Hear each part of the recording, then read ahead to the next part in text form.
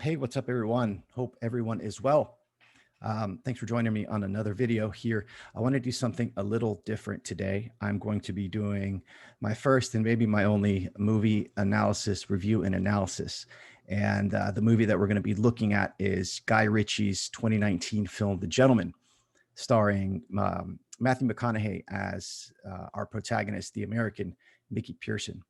A lot of great characters, um, a lot of great actors in this movie, and it's just a really great movie. I think it's one of the last of its kind. You know, Guy Ritchie does these interesting, dialogue-heavy, quippy, witty gangster films. He did Lock, Stock, and Two Smoking Barrels. He did Snatch. I believe he's done the Sherlock Holmes series, the recent one.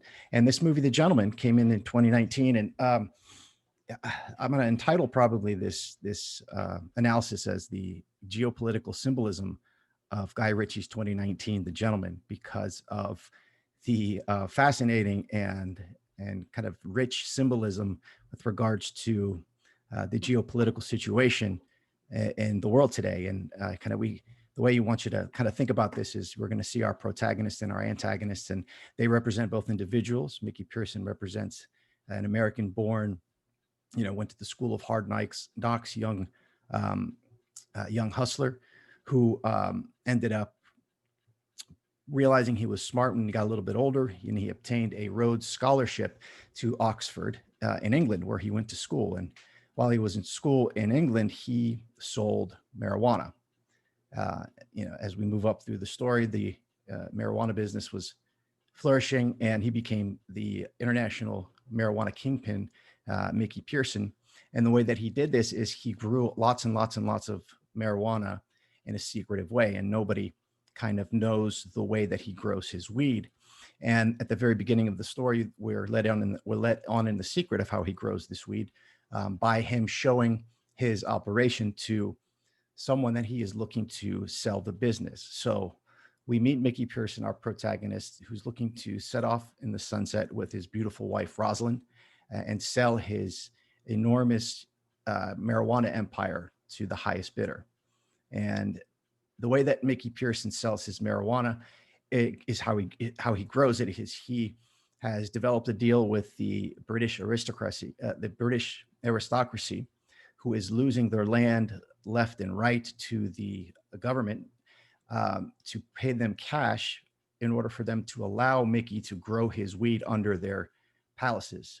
And so his operation consists of huge marijuana labs under the dukes and duchesses, their residence and their palaces throughout England. And that's kind of the operation that Mickey Pearson runs. Again, he's looking to sell the operation. And the first antagonist that we meet is Matthew. And Matthew represents, he's a sort of faux American international financial Jewish contingent, where he is trying to, ostensibly, he's looking to purchase Mickey's marijuana empire at the fair asking price of $500 million. And what we're going to see here, and I'm going to go to some clips, we're going to meet, our protagonist, Mickey Pearson, played by Matthew McConaughey. And we're going to see as he is accosted by Matthew, the international Jewish businessman who is looking to purchase his marijuana empire. So let me share my screen here. You wish to be the king of the jungle. It's not enough to act like a king. You must be the king. So there we go. The king of the jungle. The jungle is Mickey Pearson, played again by Matthew McConaughey, and the jungle in this sense is the international marijuana trade. But I want you to think of Mickey Pearson, McConaughey's character, as an American, but also as America, and the interesting relationship here between England and America, between Mickey Pearson and the aristocracy of England, how they're partnered up in order to save the British royalty from losing all of their property to the British government. And again, remember, Mickey Pearson was poor, grew up in America, had a Rhodes Scholarship to England, where he sold weed to the aristocracy's kids that were going to college there. And again, that's how he built his empire. So here we're going to see him with our first antagonist, Matthew, who's coming to see his operation. So they already had a conversation of, hey, I want to buy your marijuana empire. I just need to see, I need to be let in on the secret of how you grow, how your operation is functions. So here's where we're going to be let in early on in the movie of how the sausage is made. See your plant. I've gone to great lengths to make my operation as invisible as possible, Matthew. You are standing on my bush. Ooh, delightful tool shed for $400 million. Is the ball peen hammer included? Of course it is. Now let me show you the nails.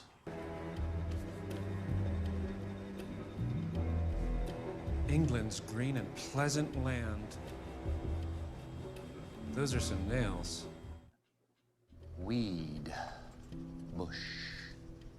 Skunkamola. White Widow super cheese. It's the new gold rush. I've seen how the sausage is made. Now tell me about the butcher shops. Well, that comes later, Matthew. When the money's in escrow. Suave. All right, so there we go. We got our first antagonist. Matthew represents again this faux American. He pretends to be an American businessman, but he's really an international character that is ostensibly here looking to purchase Mickey Pearson's empire.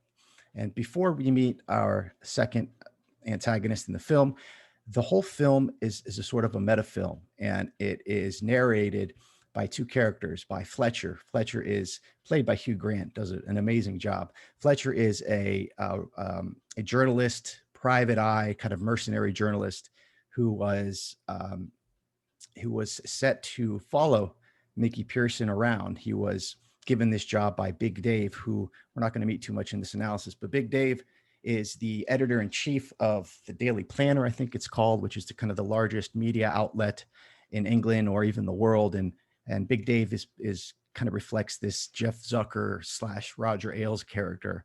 And Big Dave is offended by Mickey Pearson when Mickey wouldn't shake his hand at some kind of hotty-toddy party that they were at with a bunch of the aristocracy around. So he snubbed them in his face. So Big Dave has it out for Mickey, and he enlisted Fletcher, played by Hugh Grant again, to follow Mickey around and just record all of the goings on in his as he runs his empire. And so the whole movie is set as a meta narrative, reflecting the discussion between Fletcher, again, who is the journalist here, and then Raymond. Raymond is the character who plays the character. It's a great actor. I forgot his name, but he is Mickey Pearson's right-hand man. He is his fixer.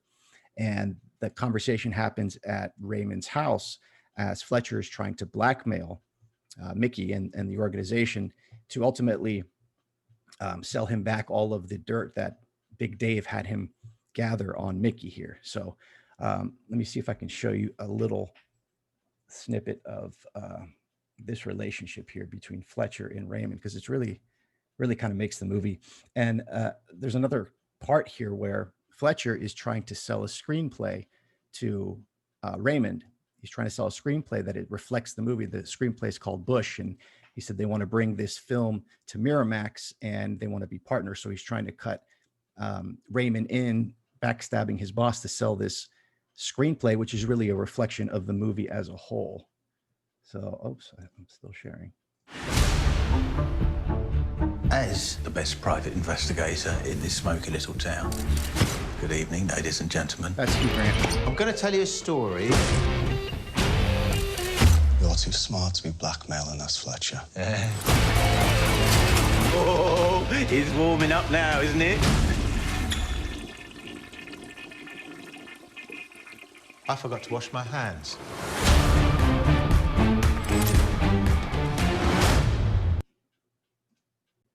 So there you have it. This kind of setting up the analysis here.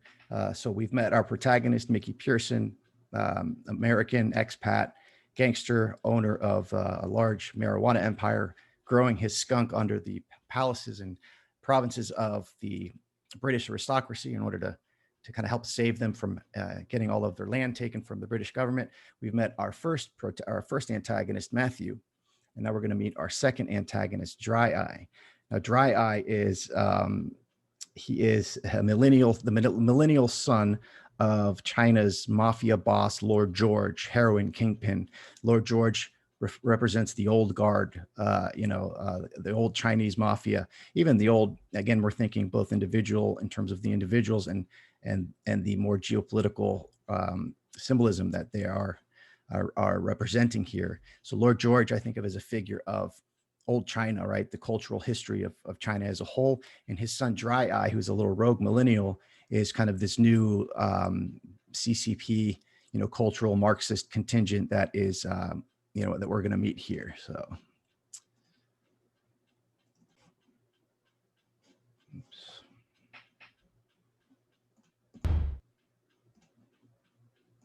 Debonair, Dry Eye, like a Chinese James Bond. License to kill. It's always a bit embarrassing. It's embarrassing if they are, it's embarrassing if they're not. I am Matthew McConaughey. I'm Michelle Dockery. I am Charlie Hunnam. And Guy Ritchie, and this is... All right, sorry about that, guys. So here's Dry Eye. We're going to meet him for the first time. A gentleman's quote is a gentleman's word. Give the soppy prick his money.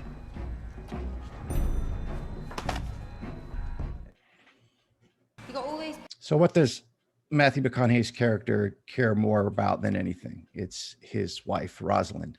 Remember, he's looking to sell his empire to sail off into the sunset with his beautiful wife. So this made me think of kind of America retiring from the scene. And what we're going to see here is Dry Eye is going to attack his weakest points, the pain points that he has, which is this care and the love that he has for his wife. So Dry Eye is meaning we're going to meet Rosalind here as Dry Eye trying to talk her into setting up a meeting with Mickey Pearson and Dry Eye here. And it's another interesting wrinkle here is that Dry Eye is making his money packaging and selling like a bunch of crap to America. So he's got this distribution of selling junk and being able to package it and send it in ways where he makes a lot of money. So a lot of different wrinkles here, but let's get back to this here. Parts in a 40-foot container. Yeah. So what's the price? I meet with your husband. Oh, fuck off. That's not going to happen. That's in his interest. Everyone knows that the way to a man's heart is through his wife. You'd make a lovely wife, Raymond. I only took this meeting. Again, so that was the discussion that's narrating the movie in the background between Raymond and Fletcher. And here we're going to see Dry Eye meeting with Mickey. Oops.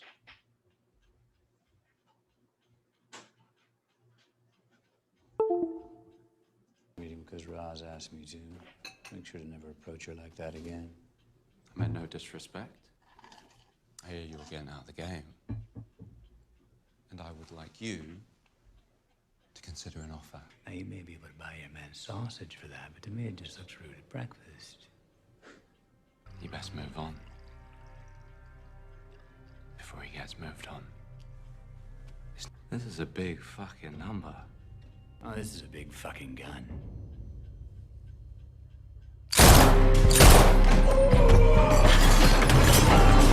Where the fuck do you think you're going? Because you're not going out the way you came in, you deluded duck-eating cunt. When the lion's hungry, he eats. You're wrong, Fletcher. So that was not exactly what happened in the movie. That was just an kind of a portrayal of that happened. That was kind of like a dream space, but that's not what happened in the movie. Mickey didn't kill Dry Eye there. He did threaten him and kick them out, but that's not kind of how that ended. So Dry Eye is at large. Remember, Dry Eye represents the Chinese contingent here, looking to buy all of Mickey Pearson's his empire at a very hefty price, and Mickey Pearson denied him there, and that sets off that that plot line as well. So let's see here. All right, so next we're going to cut to a scene where we're going to see Mickey's lab being raided by some young kids, and these young kids play an interesting part in this film. And the film has a lot to say about this idea of young and old, of the old guard, and the young guard and the tensions there within. So here we're going to see a contingent of young MMA YouTubers that are raiding Mickey's lab and are going to steal his weed.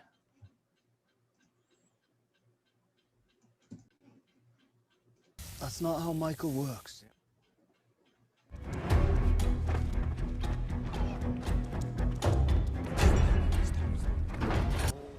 My days. Fucking no. Said there'd be a bit of puff. Yeah, they weren't joking. Who the fuck are you lot? Yo, cover 'em. Do you know who owns this gaff? Who are these jokers? They want our gear. Mal! Who's this cunt?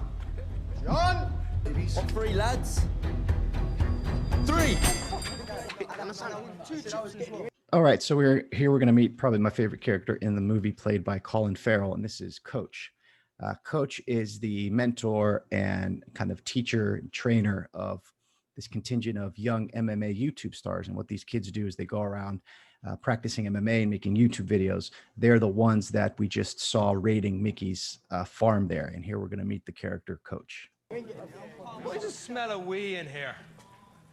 Got your mouthwash muddled up with cat piss. Take 2 steps back and wait your turn. Now, if you're gonna stab, trigger. Don't, dance. Whoa, whoa, whoa, here come the Indians. Bit of the old northern soul, is it, boys? What do you got for me? Now make it quick. Make it funny. Fuck! You! Oh, shit! Come on, nigga, dickhead! Back to where? Fight with our heads. That's where the real battle is. Up here, in the grave. Fuck me up, bro. Hang on. Are you the coach? Is that what I think it is? Yeah, but... Okay, so now we're seeing Coach back at his shop here, and he's going to be told by his kids here, his MMA group, of whose weed they stole, and it's going to cause him very much pain because the kids don't understand who Mickey Pearson is, and he does. So let's check this out here. The best version of it. Tell me you didn't put that fight porn online. Take it down. Now! So the kids uploaded to YouTube a video of them raiding Mickey's farm. Did you get that Chinese fella's name? Fuck.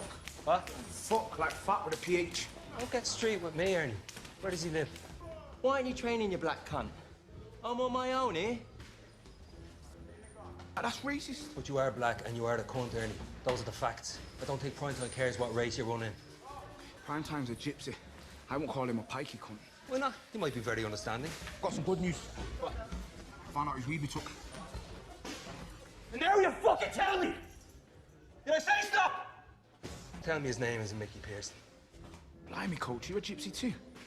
Been reading tea leaves, got a crystal ball. That is not good news, Ernie.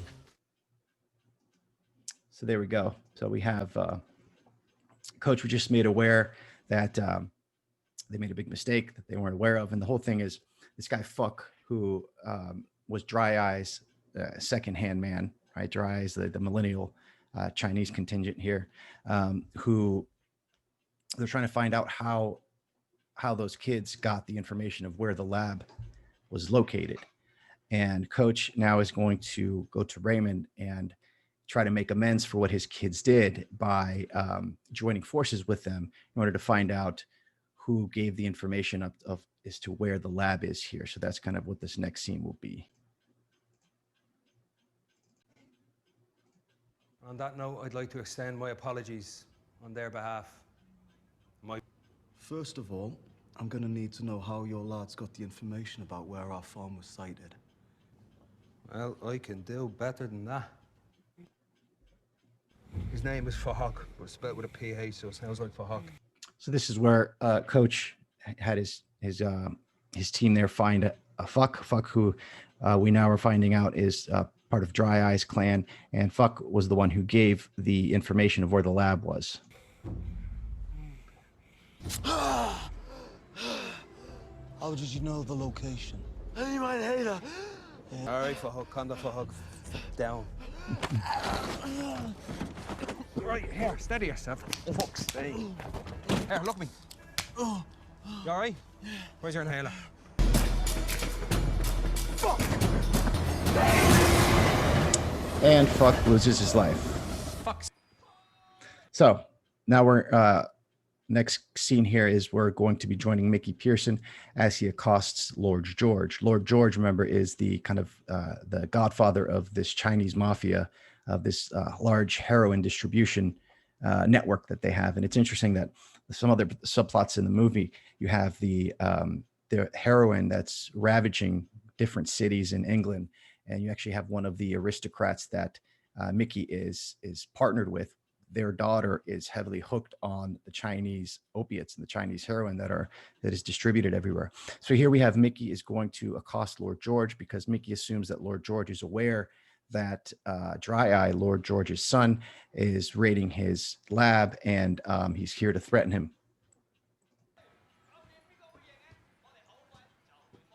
Lord George? What you watching? I'm watching the telly. What you watching on the telly? I'm watching the horse racing. What about tea? What about tea? Well, that too is vice. You're starting a war with me, George. And I'm trying to moonwalk with elegance here, but I'm finding it very fucking difficult. Yeah, you crossed the line. And that comes with a price. You raided one of my locations. You know the rules. What the fuck were you thinking? What the fuck were you thinking, George?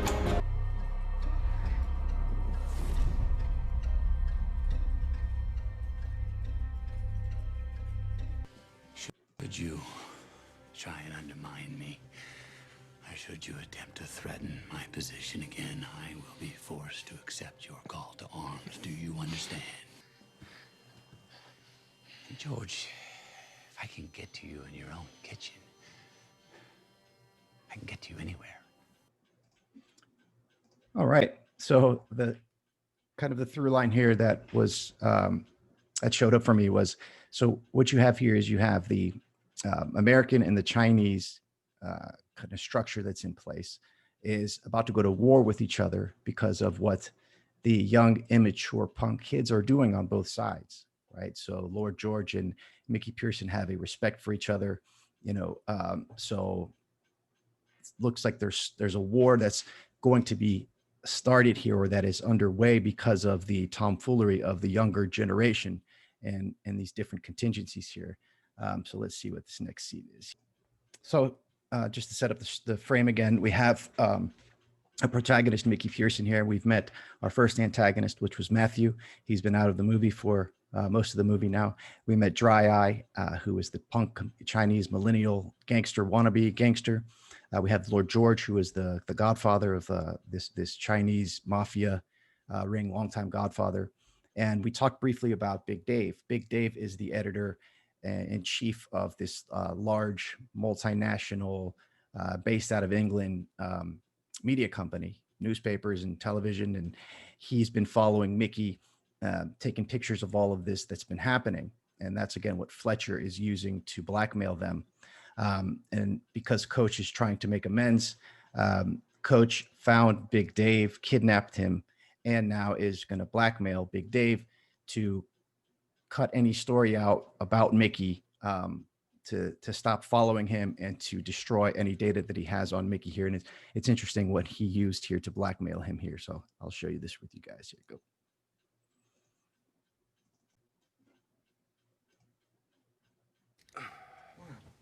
That's Big Dave. Right, Big Dave.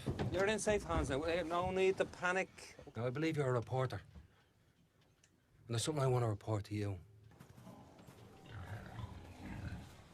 There's some wet wipes there over your shoulder. Your clothes are neatly folded there on the bench. The drug we gave you last night really loosened up your inhibitions, man. Enjoy the show. You survive. Wouldn't have been the pig I would have chosen, though. So they kidnapped Lord Dave, or Big Dave, and they gave him a drug which put him in a certain state where he was videotaped having one night of passionate love with that pig, and now he is viewing the video, which will be released to everyone unless Big Dave does their bidding here.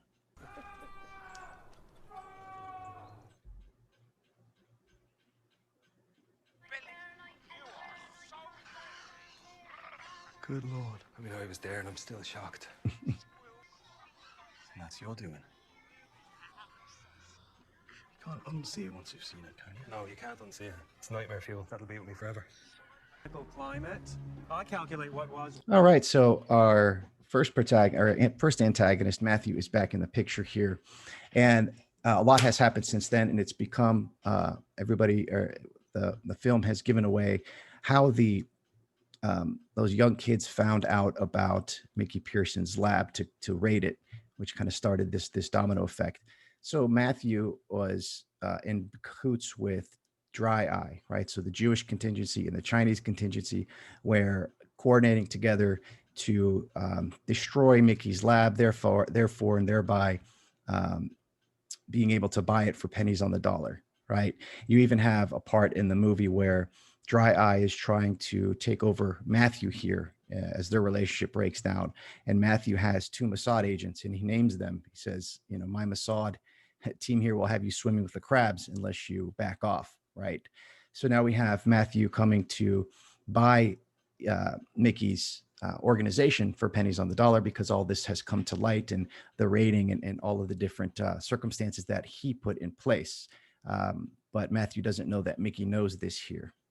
Worth $400 million a month ago must now be valued at an anemic 130. It's a good offer and it's real. And I'll do this because I'm your friend. Only made one mistake. That being Do the first time out. So there's Dry Eye in the freezer there. So Mickey Pearson is letting him in on that he knows what he's been up to. It's a tad dramatic, isn't it? You somehow mistook Associated Chinaman for someone else. Business is business, Michael. It's nothing personal. As stated, I am not emotional about the money. But I am emotional about the fact that someone laid their hands on my wife. So that's it?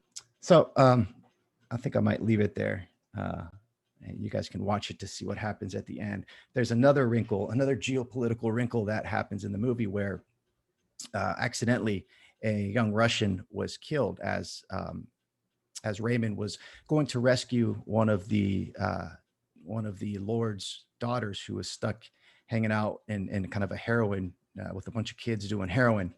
And as that process was happening and as they were bringing her back to her dad, they accidentally killed Aslan. Aslan was a punk 15-year-old that was running his mouth. He accidentally went over the balcony in the home that they were at.